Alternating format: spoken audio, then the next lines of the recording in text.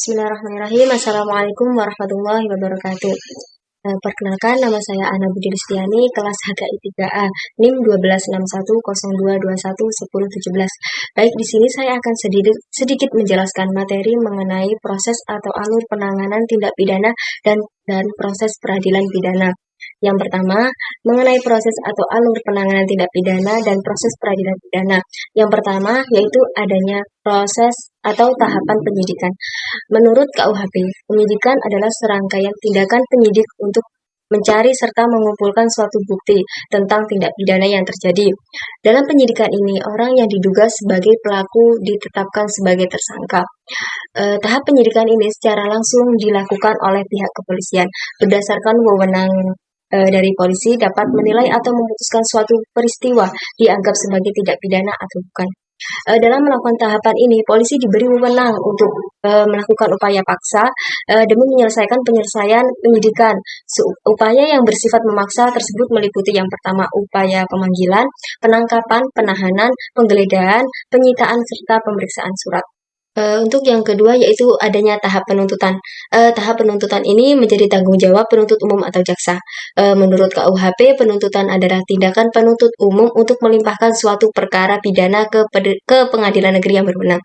Pelimpahan perkara ini disertai dengan surat dakwaan, sedangkan surat dakwaan ini dibuat oleh jaksa penuntut umum dari hasil penyidikan. Selanjutnya, pada tahap penuntutan ini, status tersangka berubah menjadi terdakwa. Yang ketiga yaitu tahap pemeriksaan. Pemeriksaan perkara oleh hakim di sidang pengadilan didasarkan pada dakwaan dari jasa penuntut umum. Pada tahap ini, jasa penuntut umum akan memberikan bukti-bukti yang dilakukan oleh polisi dari hasil penyidikan. Terdakwa juga diberi hak untuk melakukan pembelaan diri. Untuk tahap yang keempat yaitu tahap pelaksanaan putusan pengadilan.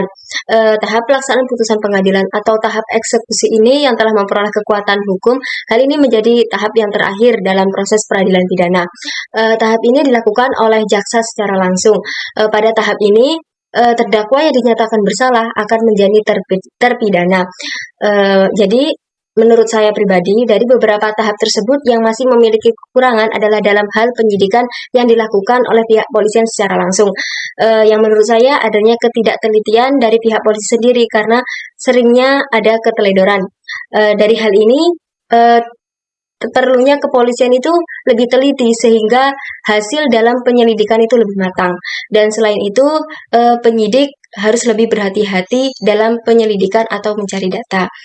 Baik, itu tadi sedikit materi dari saya. Semoga bermanfaat bagi para pendengar. Saya akhiri. Wassalamualaikum warahmatullahi wabarakatuh.